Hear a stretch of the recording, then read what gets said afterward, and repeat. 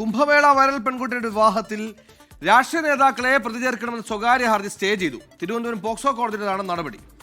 മധ്യപ്രദേശ് പോലീസിന്റെ റിപ്പോർട്ട് ലഭിക്കും വരെയാണ് നടപടികൾ സ്റ്റേ ചെയ്തത്. അജ്മൽ തിരാറുണ്ട് തിരുവനന്തപുരത്ത്. അജ്മൽ, നേരത്തെ മധ്യപ്രദേശ് പോലീസിനോട് കേസിന്റെ വസ്തുതയ്ക്ക് അന്വേഷിച്ച് കോടതി റിപ്പോർട്ട് തേടിയിരുന്നു. നിലവിൽ ഇപ്പോഴും ആ പെൺകുട്ടിയുടെ പ്രായം സംബന്ധിച്ച് അവ്യക്തത തുടരുകയാണ്.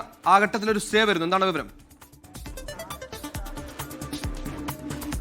സുഹൈൽ, കുംഭമേളയിൽ വൈറലായ പെൺകുട്ടിയുടെ വിവാഹവുമായി ബന്ധപ്പെട്ട ഒരു നടപടി CPM നേതാക്കൾക്കെതിരെ എടുക്കണമെന്നാവശ്യപ്പെട്ട് നൽകിയ സ്വകാര്യ ഹർജിയിലാണ് തിരുവനന്തപുരത്ത് പോക്സോ കോടതി ഇപ്പോൾ തൽക്കാലത്തേക്ക് അതിന്റെ തുടർ നടപടികൾ സ്റ്റേ ചെയ്തിരിക്കുന്നത്.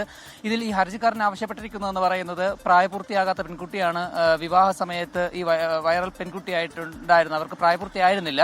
അപ്പോൾ അതിന് ഇവരുടെ വിവാഹത്തിന് നേതൃത്വം നൽകിയ CPM നേതാക്കളെ ഈ കേസിൽ പ്രതി ചേർക്കണമെന്നായിരുന്നു ആവശ്യം. ഇതിലിപ്പോൾ മധ്യപ്രദേശ് പോലീസ് സംഭവത്തിൽ കേസെടുത്തിട്ടുണ്ട്. ആ കേസിന്റെ കൂടി റിപ്പോർട്ട് വരുന്നത് വരെ തൽക്കാലത്തേക്ക് തുടർ നടപടികൾ വേണ്ട എന്നാണ് കോടതി വിധിച്ചിരിക്കുന്നത്. അതുകൂടാതെ പ്രോസിക്യൂട്ടർ കോടതിയിൽ ബോധിപ്പിച്ചത് പെൺകുട്ടിക്ക് വിവാഹ സമയത്ത് പ്രായപൂർത്തിയായിരുന്നു എന്നാണ്. അതിന് പെൺകുട്ടിയുടെ ID കാർഡും ആധാർ കാർഡും ജനന സർട്ടിഫിക്കറ്റ് അടക്കം കോടതിയിൽ രേഖകൾ ഹാജരാക്കിയിട്ടുണ്ടായിരുന്നു. പെൺകുട്ടിയുടെ പിതാവിന്റെ സമ്മർദ്ദത്തെ തുടർന്ന്, പിതാവിന് ചില ബാഹ്യ സമ്മർദ്ദങ്ങൾ ഉണ്ടായിരുന്നു, അതേ തുടർന്ന് RDOക്ക് നൽകിയ അപേക്ഷയിന്മേൽ അവർ കൃത്രിമമായി ഉണ്ടാക്കിയ സർട്ടിഫിക്കറ്റുകളാണ്, വ്യാജ സർട്ടിഫിക്കറ്റുകൾ ചമച്ചാണ് പെൺകുട്ടിക്ക് പ്രായപൂർത്തിയായില്ല എന്ന തരത്തിൽ വാർത്തകൾ സൃഷ്ടിച്ചതെന്നായിരുന്നു. എന്തായാലും സംഭവത്തിൽ പട്ടികവർഗ കമ്മീഷൻ, ദേശീയ പട്ടികജാതി പട്ടികവർഗ കമ്മീഷൻ നടപടി ആവശ്യപ്പെട്ട് ഒരു റിപ്പോർട്ട് തേടിയിട്ടുണ്ടായിരുന്നു. സംസ്ഥാന DGPയുടെ റിപ്പോർട്ട് തേടിയതിന് പിന്നാലെയാണ് മധ്യപ്രദേശ് പോലീസ് സംഭവത്തിൽ കേസെടുത്തത്.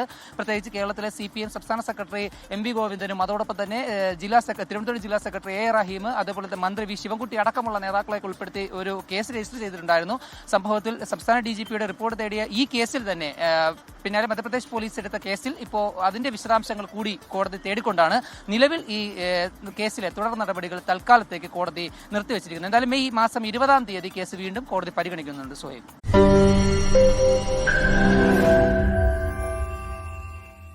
ലോകത്തെവിടെയായാലും ഏത് സമയത്തും 24 വാർത്തകളും ഓഗ്മെന്റഡ് റിയാലിറ്റി പാക്കേജുകളും എക്സ്പ്ലെയിനറുകളും വിശദമായി കാണാൻ ഞങ്ങളുടെ YouTube ചാനൽ നിങ്ങൾക്ക് സബ്സ്ക്രൈബ് ചെയ്യാം.